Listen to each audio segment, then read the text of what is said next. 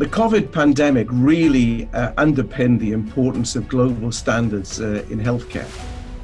The supply of a lot of products as a result of COVID-19 across the world became very critical and in short or limited supplies. It's personally painful when we would see inventory trapped someplace where you need it somewhere else. And they may have picked a location that's not where we wanted it to go, and that you can't get it or you can't find it because we don't have that visibility.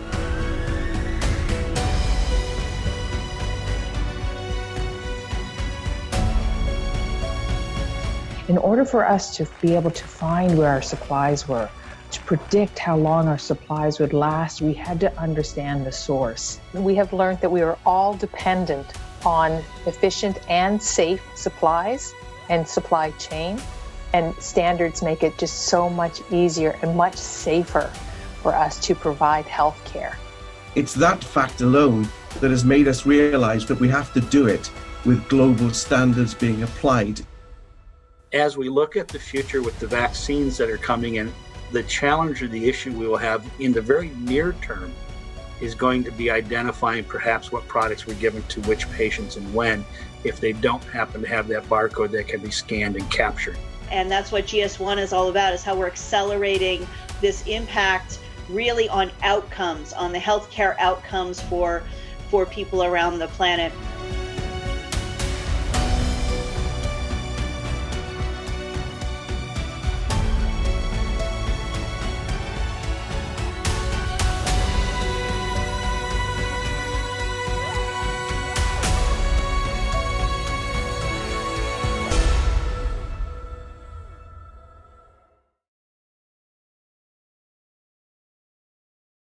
Thank you for joining the ISCEA webinar series on COVID-19.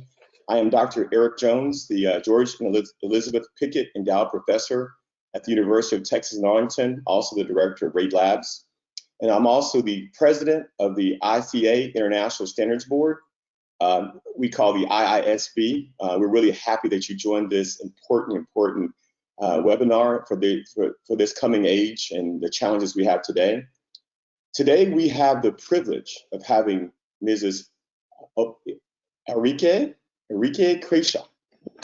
She's a Senior Vice President, forgive me if I mispronounce it. She's a Senior Vice President of Healthcare for GS1, and she's going to present today a safe and efficient supply chain to ensure trust in COVID-19 vaccines. Ulrike is responsible for the healthcare sector of the GS1 Global Office in Brussels and works with her local colleagues in 115 countries across the world to develop and implement GS1 standards in the healthcare industry. And it's so important to understand that we need these standards specifically for the healthcare area. Having started her career as a pharmacist, as well as in public pharmacies in a large German university hospital, she manages GS1's healthcare, the global GS1 user group, formed by the stakeholders in the healthcare supply chain, including pharmaceutical and medical device manufacturers, wholesalers and distributors, group purchasing organizations, hospitals, pharmacies, logistics providers, governmental and regulatory bodies. Just to name a few. I mean, she's incredible. GS1 Healthcare has a mission to lead the healthcare sector to the development and implementation of global standards. And again, right now, we have to trust these vaccines. A lot of people are not trusting the vaccines, and we need people like Ulrike to really focus and make sure that we have trust in this supply chain. Well, she also focuses on making sure that we have the efficiencies, enhanced global standards, what we call AIDC, automatic identification and data capture, global data synchronization and traceability.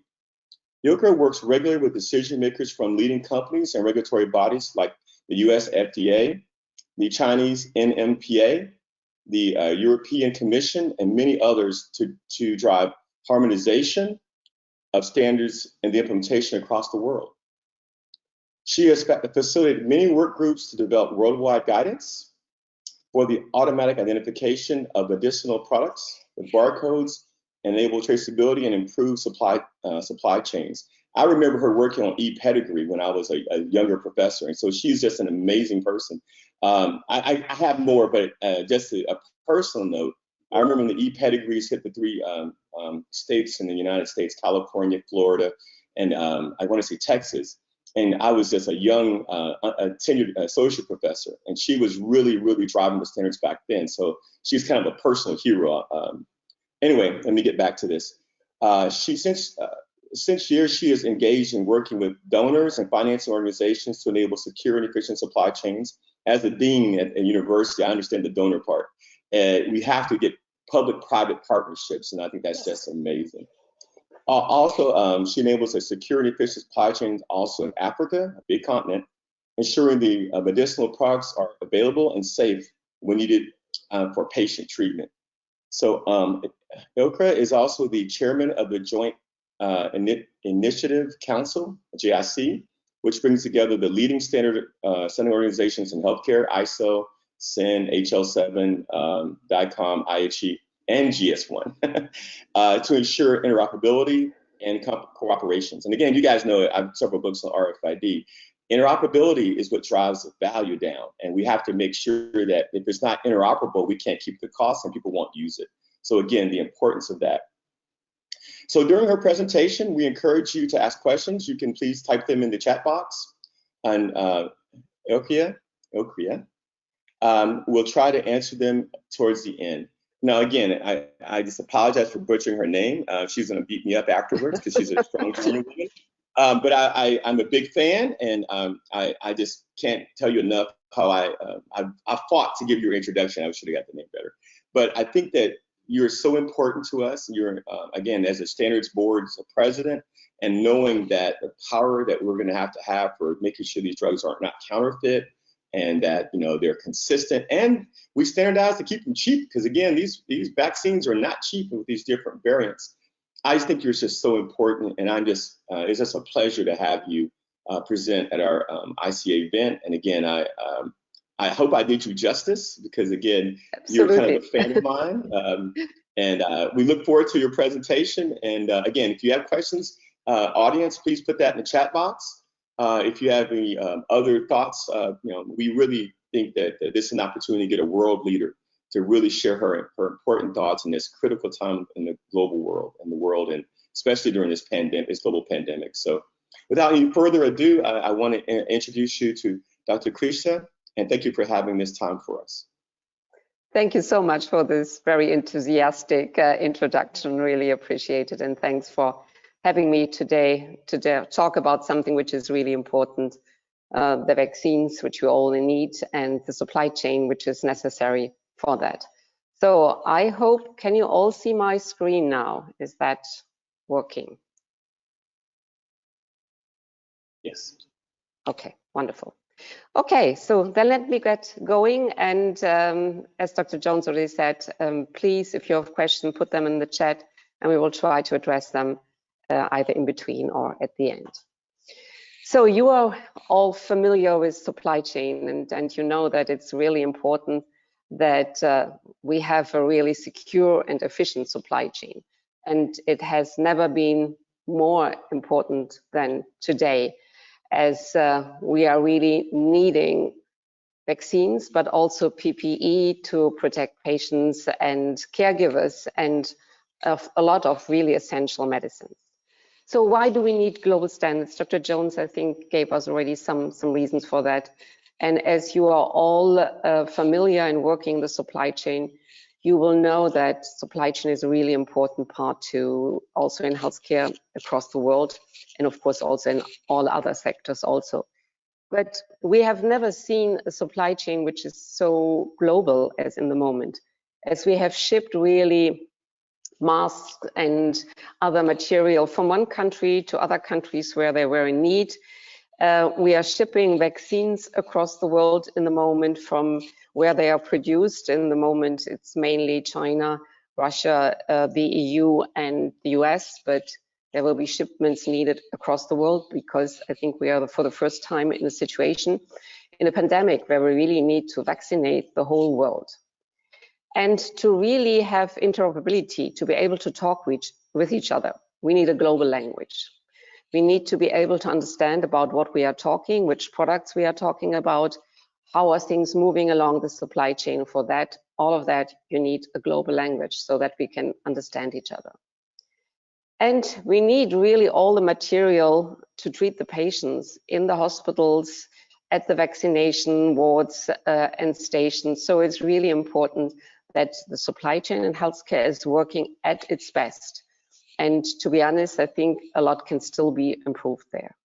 And it was already mentioned, unfortunately, whenever products are so much in need and are needed everywhere, then the criminals are coming into play, and we see falsified medicines, we see falsified vaccines, and I will come to that a little bit later. And that is putting us all at risk, us who are thinking we are protected and those who are caring for us also.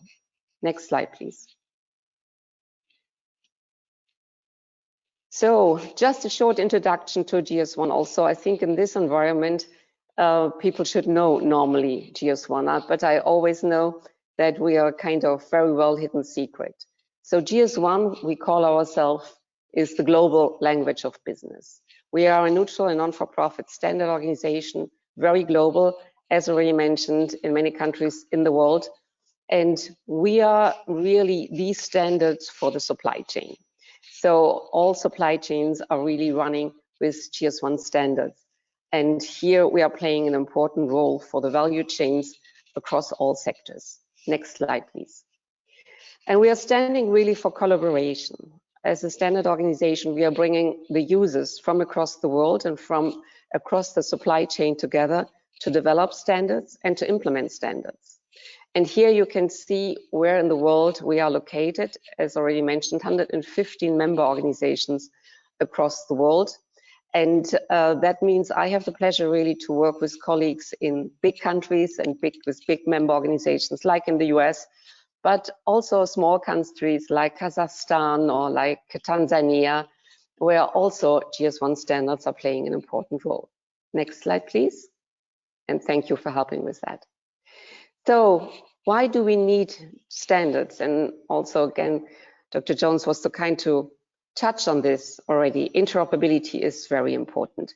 If systems are not interoperable, if we can't ship and have a supply chain which can be global from one country to the next, then we are really failing there.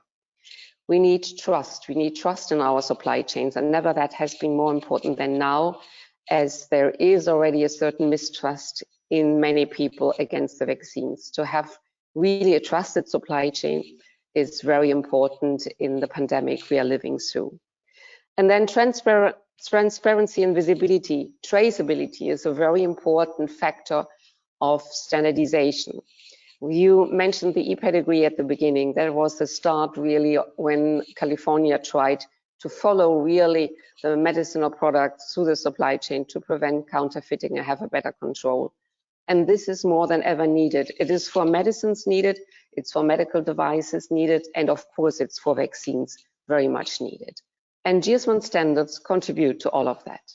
Next slide, please. So in healthcare, we are focusing on the supply chain, but under the special aspect of patient safety.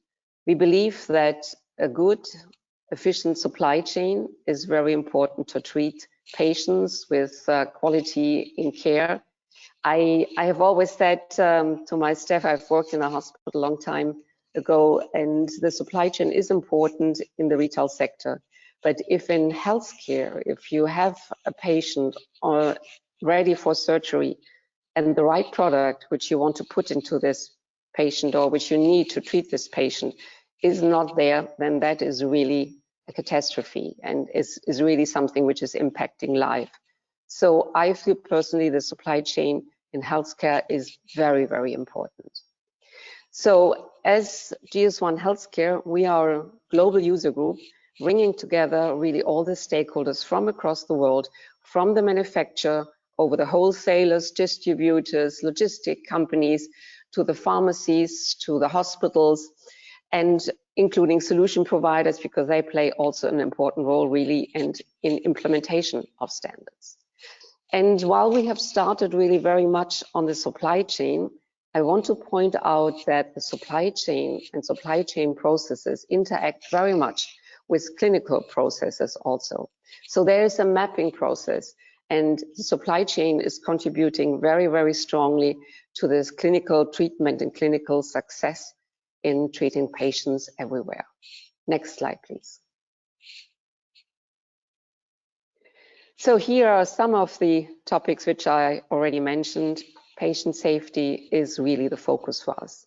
But something I'm very passionate about is really preventing counterfeiting, but also reducing medical errors. And that means we need a supply chain which goes down to the bedside, to the patient. We need scanning at the bedside to really make sure that everybody is getting those drugs, those medical devices, which they should get, and that we can capture that and have then some traceability, so that we can control on the one hand side how patients have been treated, with what they have been treated, which heart valve has been put into them, which vaccine they have gotten. And on the other side, we can better control our inventory, which has been something which in the first wave of COVID has been really difficult for many hospitals and many governments. We were really running out, as all of you know, of stocks in masks and a lot of other important products. Next slide, please. So let me come now to the vaccine supply chain, an important topic today. Next slide, please. So just a kind of short definition from the WHO. What is a vaccination? We talk so much about that, but I feel as a person working in this field, you also need to be aware what vaccination is. And I think it has never been as important as today. We have grown up, of course, with vaccinations. We give them our children. But as I mentioned, a unique challenge to vaccinate really a whole world, to bring us really back to new normal, the future. I don't know how to call it, but to get really back into our normal lives. Next slide, please. So what is different in the vaccine supply chain if I compare with the normal supply chain, which you all know, which I'm sure you're all aware, which is normally quite complex very often in healthcare, because you have the manufacturer, you have the supplier, you have distributors, you have very often second, third distributor. So very often the supply chain is not straightforward in healthcare. In the vaccine supply chain, we see that it's very often, it's shorter. So you see that everywhere in the moment now that vaccine manufacturers are going the quickest way, often in the US via distributors, often also via logistic companies, to bring the vaccines to the places where they can then be administered to the patients. We see also challenges because vaccines always have been temperature sensitive. But for the first time with the new vaccines of Moderna and BioNTech Pfizer, we see requirements to have really supply chain at minus, and my apologies, I talk of course in Celsius, minus 80 degrees Celsius. So this really ultra cold storage is something which is really new to the supply chain and which we all need to work at and learn about. And we have seen the first incidences in the supply chain where vaccines were either not stored cold enough or they were stored too cold and had then been deleted due to that. Vaccine administration is happening at many places already, and I personally think it will happen even at more. It happens in the moment at vaccines wards, it happens at hospitals, it happens at special vaccination stations, in congress centers which have been changed into specific centers for vaccination. But we know also that in the future also pharmacies will be involved in vaccination of patients. So it is not the typical supply chain where we normally either go to the retail pharmacy or we go to the hospital or sometimes to elderly homes. And then one of the things which we find specifically challenging in the first part of the vaccination and on the one hand side, need for traceability and capturing which patient, who of you has gotten which vaccine, and to follow up on that, because we have such an urgency to bring the vaccines to the market. A lot of the vaccines are coming with an emergency approval of the governments.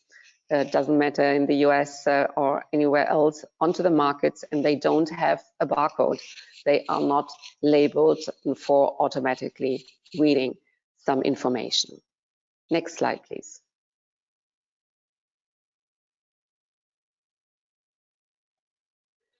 So then we have a big challenge in the moment on all the healthcare systems.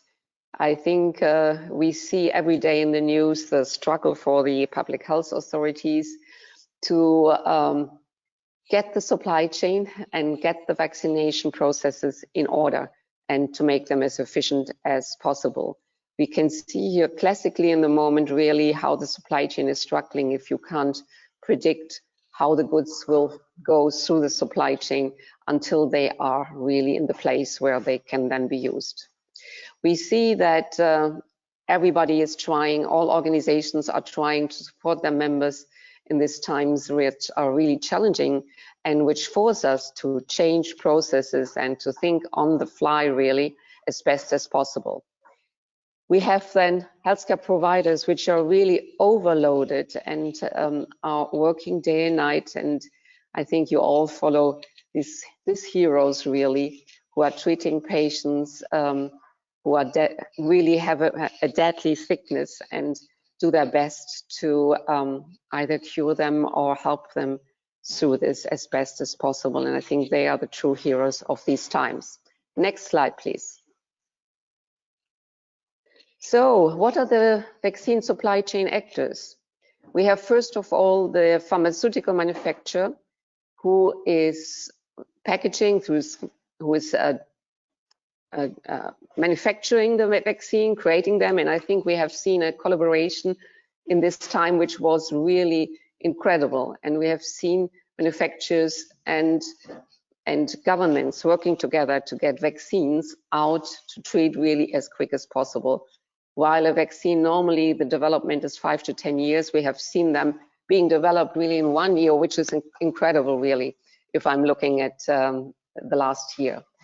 They are taking care to package the vaccines and to distribute them to airports, to logistic providers, to distribution locations. And from there, in a controlled way, via planes, via trucks, they are distributed across the world.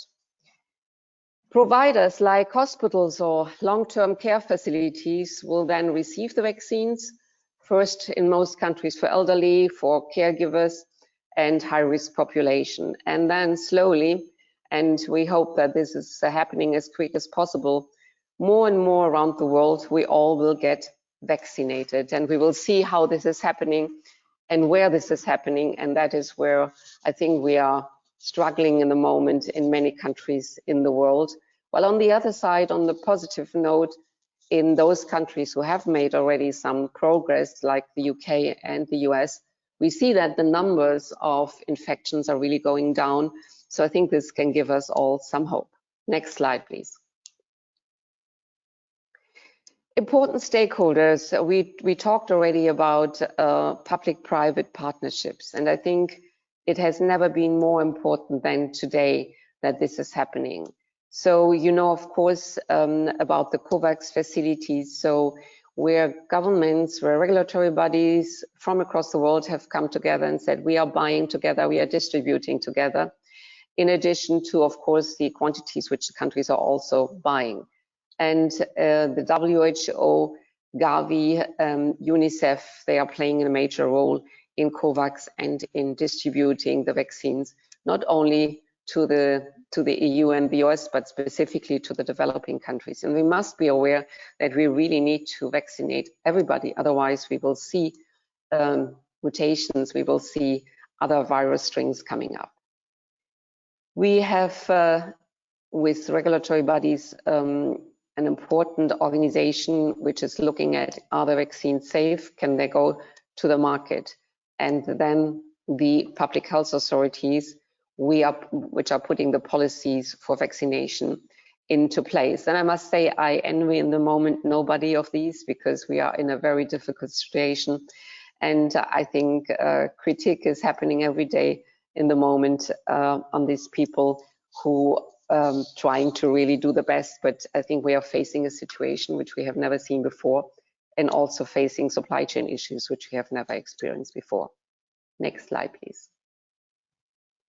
So some of the supply chain challenges which we are seeing today, we see the shortage of supplies of vaccines. We all know that we have only since December the first vaccines which are on the market and approved by some of the governments, and where vaccination has started. But we will need more.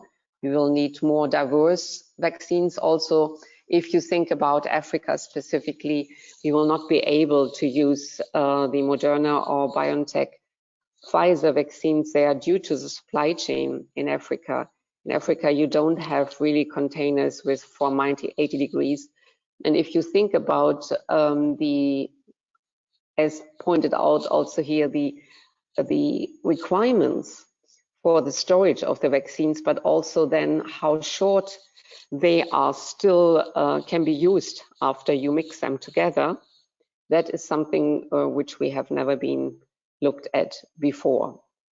And then also here for vaccines, we have some of them which are single shot, but we have also others which need 2 shots. And I know a lot of discussion is going into, is this 3 weeks, is this 6 weeks, how long can we stretch them? And again, because we are so stretched on the supply chain, we are stretching here also the normally clear procedures of giving vaccines in a certain interval. But as we don't have enough vaccines, we are stretching this. And in some countries, we have the guidance that first vaccinate as many people as possible and then move to the second shot. And we all in the moment have the situation that much more people than we have vaccine want the vaccines. And that is really an issue in the moment. So in the moment, we are struggling to get enough vaccines to those who want one. I think we will probably at the end of the year be in a situation where we will work more on the factor of the trust, so that really we convince most of the people really to get vaccinated. We know that we need to have at least 70% of the population vaccinated to create some immunization, which will then protect us all.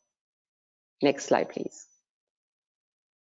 Some other challenges. One back, if you can. That was the second one. Thank you. We have also no infrastructure in most countries in place to really have a supply chain for the vaccines where we can follow them and can make the logistic very efficient, and can then capture which vaccine is really giving to which patient. And that is something which is one of the really challenges which we will need to address. Next slide, please. Thank you. As already mentioned, counterfeited COVID-19 vaccines, that is a really issue. We have already seen the first counterfeited COVID-19 vaccines in October last year coming up in Latin America. And I don't know if you have followed the news that just very recently in China, we have the government has captured 3,000 vaccines which were counterfeited, which were supposed to be shipped to Africa. So it is a big business, counterfeiting, and unfortunately, the criminals are not sleeping. So they are just putting nothing, water, if not worse, in vials, label them as vaccines and try to get them into the vaccine supply chain. And that's why a safe supply chain is so important. But of course, we have also seen the same for masks, for other material. I found it very interesting that the head of NAFDAC in Nigeria told me recently that in the first weeks of the COVID-19 epidemic or pandemic, 5 of the 6 disinfects for the hands were fake. Can you imagine that? 5 of the 6 were not effective. And I don't need to explain to you what a kind of effect that can have then. Next slide, please.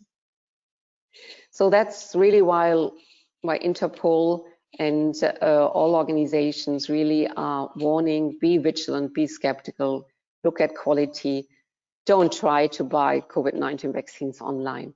Take the vaccines which have come to a secure supply chain to the place where everybody is getting them. Next slide, please. And that's one of the vaccines which were already found. And you see it looks very, very authentic. Thank you. Next slide, please. So I think one very interesting publication, which is now, let me just think, time is flying so quickly. It's approximately 4 weeks old, is a paper from Deloitte on securing trust in the global COVID-19 supply chain. And GS1 had the pleasure to support Deloitte in the research and in the writing of this paper. Next slide, please. And in this paper, you can see a quote from Seth Berkley, who is the CEO of Gavi and is a person I respect very much. I think he is really in a very hard and very responsible position in the moment to get really vaccines for everybody in the world. And he clearly stated, as the world gears up for the largest deployment of vaccines in history, it is more important than ever that supply chains are up to the task of maintaining trust and ensuring effective timely delivery. We need to be able to trace every vaccine dose from shipping to delivery and finally administration using technologies such as 2D data metrics barcodes, and we need better adoption of common standards across the world to optimize cost and product visibility. And I think that's a wonderful summary of what I've told you already before. Next slide, please. In short, there are I would say four main chapters in the white paper. One is really that industry collaboration needs to advance across the supply chain to really have better inventory control and better visibility across the supply chain. We need to embrace and promote global standards and anticipate also the challenges for the safe delivery of the vaccines. And last not least, clear and transparent communication so that everybody really has trust and confidence in vaccines. And if you haven't seen this paper yet, I encourage you to have a look at it. I put the link here on the bottom of the page, and that brings you directly there. Next slide, please. So, embracing and promoting global standards for supply chain security. This is showing you a little bit something which I assume you're familiar with, the hierarchy really. It is necessary that you have barcode, that you have identification, unique identification on all packaging levels. And that goes from the pallet level, which you see on the right side down, to the carton, but ideally also on the syringe or on the vial. And I must clearly say, in the moment, vaccines have something normally on the pallet level, but we will see, hopefully in the next big wave of vaccines coming, the barcode also on the secondary packaging level. Some have that already today, Moderna, for example, or AstraZeneca. But we will need also vaccines labels on the vials. And in the moment, this is happening in other ways. It's not the manufacturer, it's often the distributor. It's sometimes the solution provider who's doing that, so that at the end you can really match the patient to the vaccine. Next slide, please. But my hope for the future would really be that every vaccine vial has at least an identification number. But very clear, it is beyond only vaccine identification. There is much more. We have critical medicines and drugs which we need for patients which are on respiratory treatment. We need PPE, as already mentioned, and you need also to administer the vaccines, you need to have medical supplies. Next slide, please. And we need traceability, and traceability in this case really around global identified products, because we are sending our products across the world, as mentioned in the beginning. Next slide, please. And why? Because at the end, we want everybody to be hopefully looking as healthy and happy as this little girl everywhere in the world. And I think we need all work together to ensure a supply chain which is covering really the world, and also those countries which are not as sophisticated as the ones which we are living in. Next slide, please. So this is the question, if we are talking about traceability, how do we link the vaccine to the patient? How do we distribute? How we make that very efficient? How will we manage recalls? Luckily, so far we have not seen major side effects, but that doesn't mean that we will not see that in the longer run. So how we will manage recalls? How do we monitor side effects? How do we do the pharmacovigilance? How do we get a better insight in inventory levels? One of the experiences from the first wave, for example, with masks, was that at the end we had much too much masks.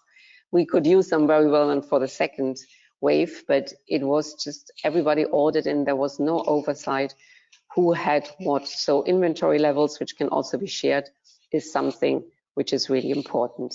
Next slide, please.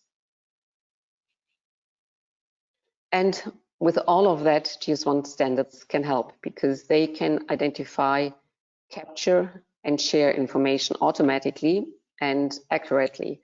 And what is happening in the moment, where very often lot numbers, patient names, etc., are noted down manually in lists, is something which we don't want to see really in the future. At least I would really hope that we get to more automation when we are progressing here. Next slide, please.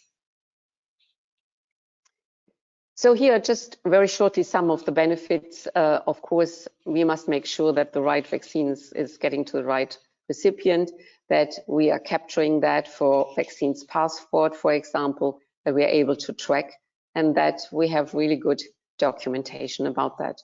And we want to ensure really everybody gets the right vaccine and gets them the right second vaccine. We don't get errors there, as it has already happened. Next slide, please. So identify, capture and share, that is the principle of GS1 standards, and that is not only for vaccines true, that is for all our supply chain standards across all sectors is true. So we have globally unique keys which can identify products, company, patients, caregivers, pallets, logistic providers, etc. Then we have standards for barcodes, for RFID tags, to automatically capture that information, and then we have standards to share that information. EPCS, for example, is one of the standards to share critical information. Next slide, please. And I want to talk very quickly about those. So automatically capturing Aidc is really the barcode scanning. So the direct inputting from scanning a barcode, as we do it every day in the supermarket, into systems. And you see here the Moderna vaccine, which on the secondary pack has a data matrix with 4 data elements in it, which are really the 4 data elements which are required by regulation across the world, which is the GTIN, the global trade item number, so the unique ID for that product, which is a little number which you see under each barcode also on every retail product. Then in addition, the expiry date, the lot number and the serial number. Next slide, please. So we need this product information, ideally, as I mentioned, down to the vial level. And you see here in the picture, the labels which are printed in the moment by a solution provider in Turkey, because Turkey is labeling each vial, and their solution provider is doing that so that they really can capture then which exact vaccine has gone to which patient. And it's very important that all vaccines are identified with this GS1 GTIN. Next slide, please. Then, as I mentioned, we don't want to write numbers down anymore. We want to capture them automatically. And that can happen with a barcode scanner. That can also happen with one of the tools which we have constantly with us, with a mobile phone, for example. Next slide, please. Then you need, of course, to share relevant data with each other. And that starts, the supply chain starts always with the master data.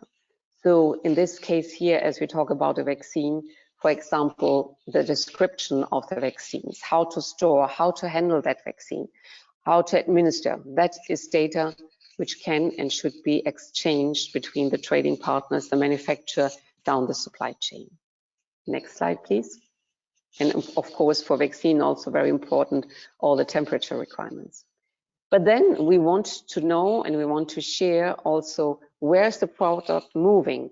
Where is it moving from the manufacturer to the wholesaler, to the vaccination center? Where are the products? Where have they been? And that will enable us really to have also traceability and to prevent that counterfeited vaccines are entering the supply chain. If we always know where a vaccine has been, where it has gone, and who has owned it, then we can prevent that. Next slide, please.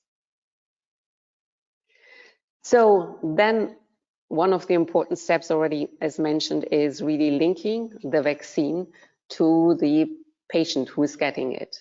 And we have standards also to identify the patient, the caregiver. So there would be a way to identify who you are and who is the doctor or nurse which is giving a vaccine, which is then also identified with a barcode. And to all of that link together and have that in a patient file. That would be the ideal world, which has not happened in many countries yet. Next slide, please.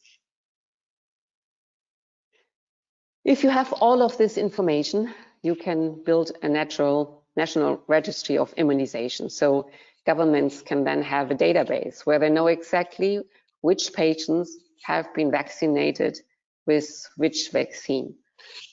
And that is helpful for vaccines. It's helpful also for other drugs and other goods.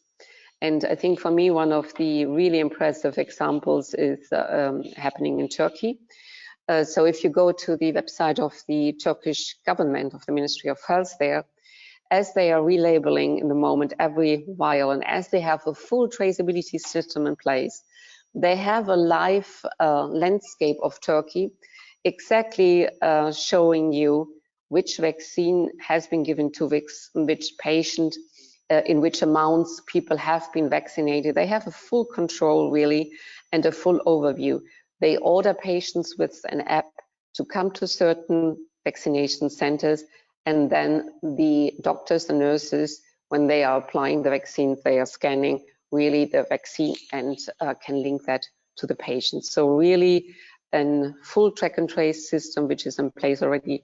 Turkey has been one of the countries which have started very early to implement full traceability for all of their medical products, and they have a fantastic overview of what is used in their country where, and I think that is very helpful. Next slide, please. So if you have all this data, this enables you to better plan, to better predict, and take care really that everybody is getting immunized at the same and at the right time, I would say. So this kind of overview control is something which is really important. It will be also important if we are looking back in a year perhaps and looking at data, having data about the vaccines which were given, data about the people which have gotten them, and the history which is developing out of that. Next slide, please. So here's one example which shows you again how in the supply chain our standards can be used. We have developed what we call the digital thread, and I would encourage you, as you are working in the supply chain, to have a look on that on our website. It shows very nicely where in the normal supply chain our standards are used and where they are influencing the supply chain very much. So I think it's a very good tool to understand which standards are used where. But here, really linking that to the vaccines, that there's a slide which I got from my colleagues in Ireland, where the vaccines will be identified with the G10, really also down to the vial and to the syringes. The vaccines boxes will be identified with the so-called serial shipping container code. All locations will be identified with the GLN, the global location number, another key of GS1, and patient and caregivers with the GSRN, which is the global service relation number. So you see here the full linkages, and this system is under development in Ireland, and that will give a really good overview.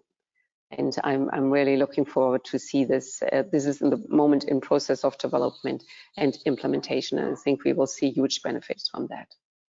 Next slide, please.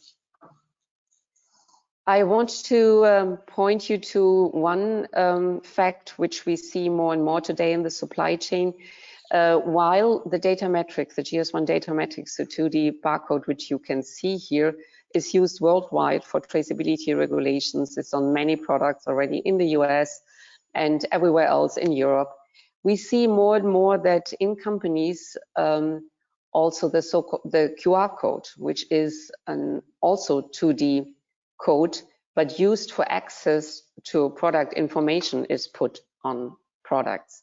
And that is something which on the one hand side is understandable, and I think we are all used to quickly scan the code and it links us to a website, etc. In healthcare, I find it problematic because if we have two barcodes on a package, I think that is nothing which as a pharmacist, as a doctor, as a nurse, I want to see.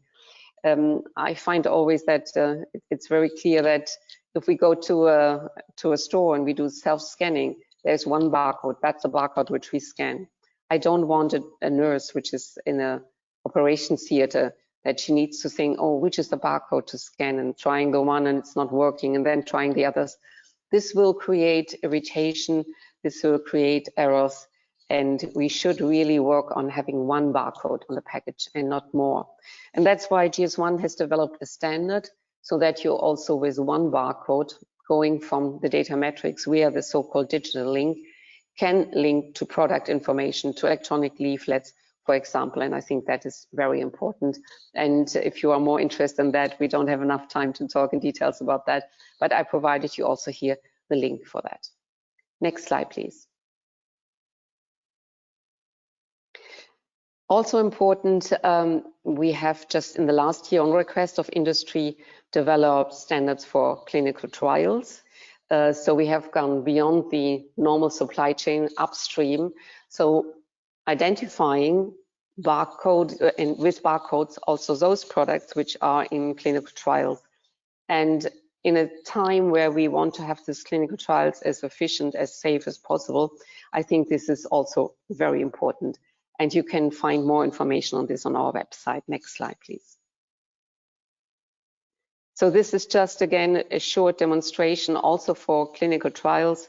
The industry has decided to go for the data metrics here in addition to the global trade item number, batch lot and serial number. There has been a standard developed for so-called protocol number, and big manufacturers are in the process of implementing that together with their partners in hospitals now. So that's a little bit upstream of the supply chain, but very important, because the product has then already a G10, and that's a G10 with which it will come to the market and into the supply chain. Next slide, please. So which are the global actors which are involved here? Just shortly touching on that again. Next slide, please. I had already mentioned at the beginning WHO, and the WHO has already in 2015 published the so-called generic preferred product profile for vaccines, in which they have encouraged already everybody to put the GS1 standards, so the G10 number and expiry date on all packaging levels except the primary packaging level. And they have recently published a paper in the framework of the pandemic and the fight against that about the barcodes and QR codes and vaccine vial monitors as they see that used, and they really encourage to use 2D barcode technology on secondary packaging level to support traceability system. Next slide, please. Then, as already mentioned, Gavi. Gavi has in 2019 published an announcement that they want GS1 compliance from their vaccines manufacturers, that they want to implement traceability. You have seen the quote of Seth Berkley, so I think that's understandable, but that is helping and has helped to move things forward very much with regards to getting barcodes on vaccines. Next slide, please. And that's really the organizations which is executing for Gavi and also for UNICEF, for WHO very much, UNICEF, because they are really the ones who are buying the vaccines, who are transporting then the vaccines into the countries and are involved also in distribution in the countries. And their recent tender on COVID-19 vaccines is clearly describing the necessity for their manufacturers which are selling to them to have GS1 standards and barcodes on different packaging levels. Next slide, please. More information you can find here, the Deloitte white paper, I mentioned that already. We have a whole web page. We had recently a so-called executive dialogue with WHO, the World Bank, and a hospital pharmacist. You can find the recording of that on our website. But I have listed also a few articles which were published around track and trace, COVID-19 vaccines, and the role of barcodes in this. Next slide, please.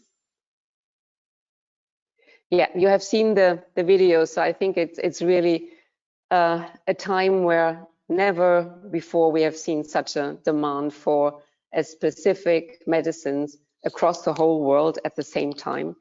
We need to be as optimized and as best as possible. I guess we need also to be patient a little bit still until we all get vaccinated and can go back to our normal life. But the supply chain is something which has never been as important in this time in healthcare.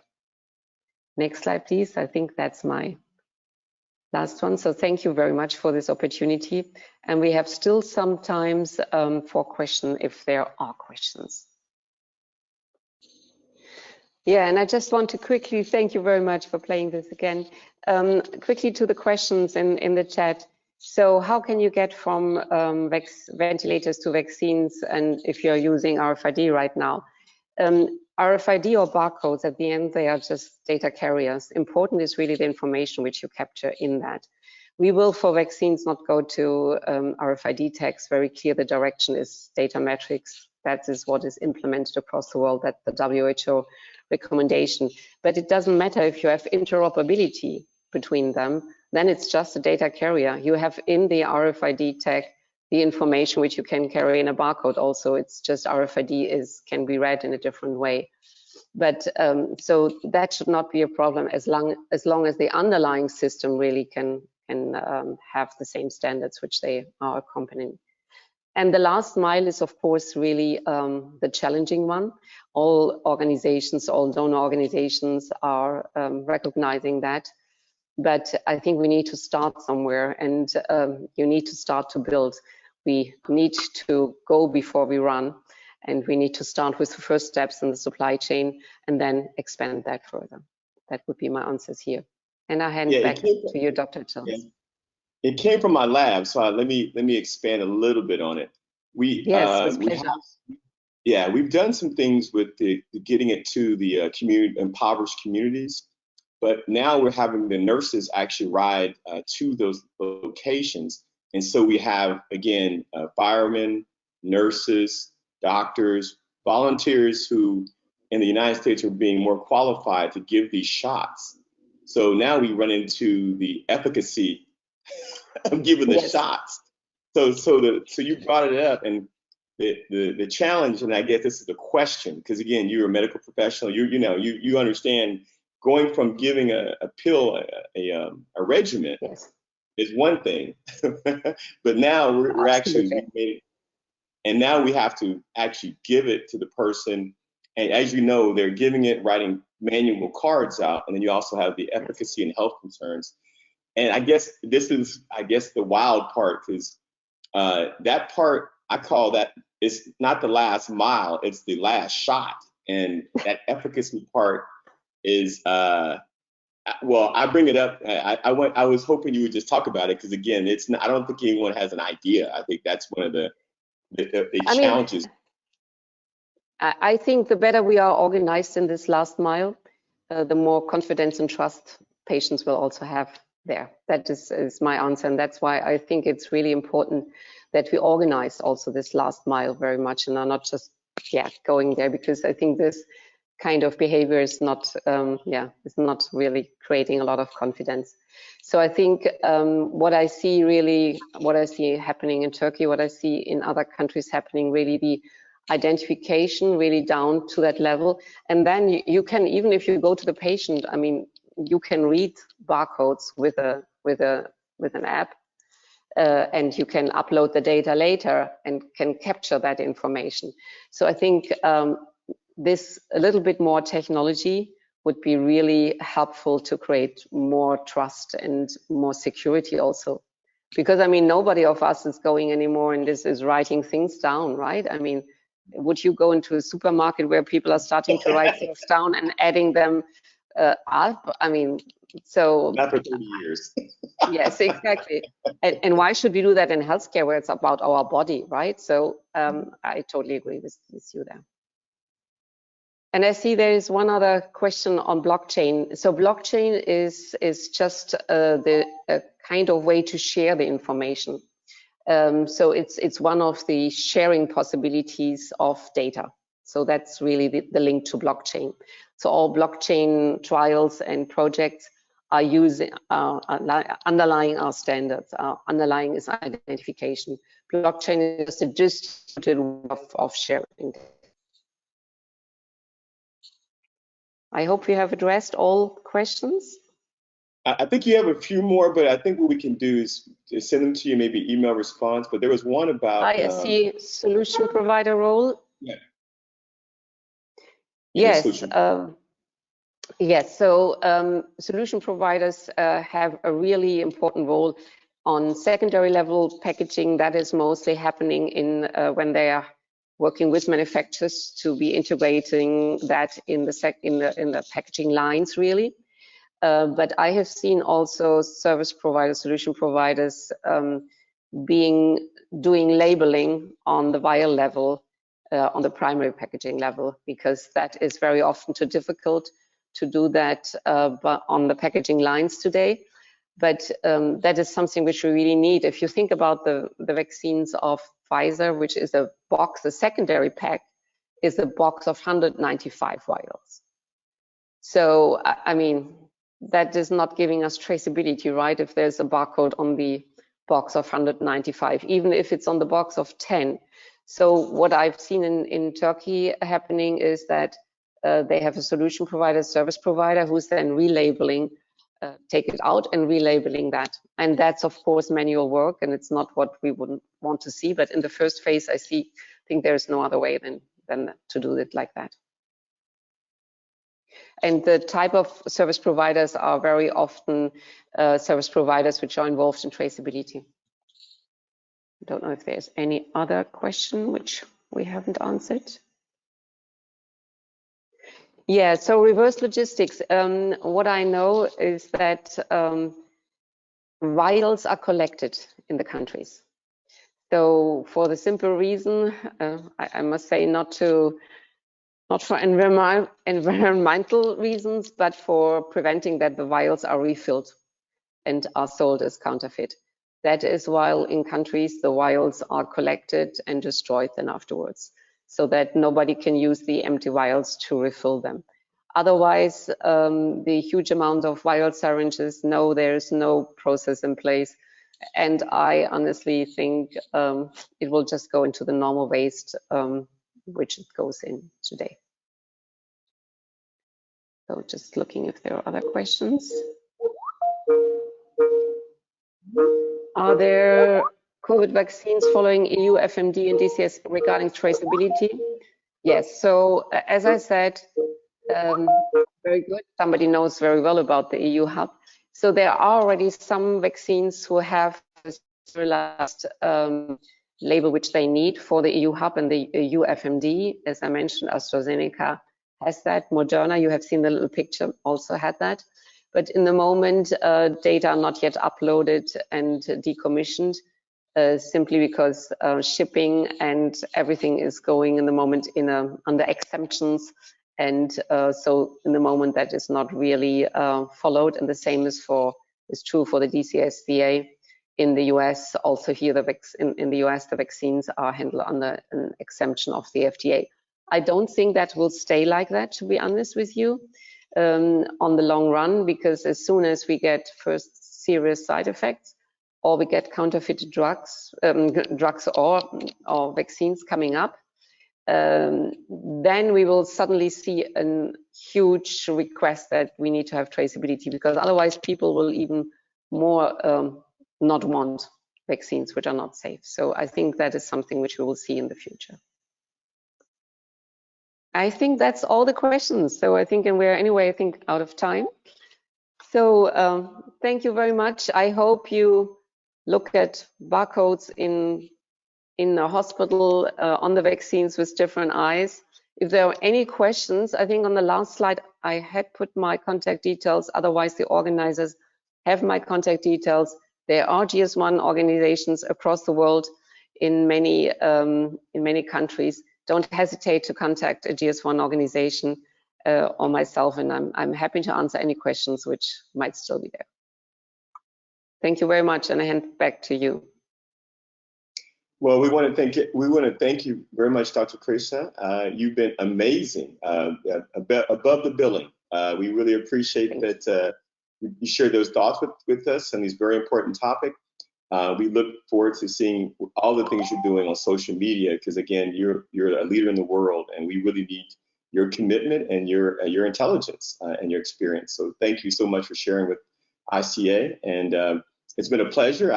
I'm quite excited about what you're doing, and I think that we really want to say thank you for providing this incredible, informative, and timely presentation. So thank you again.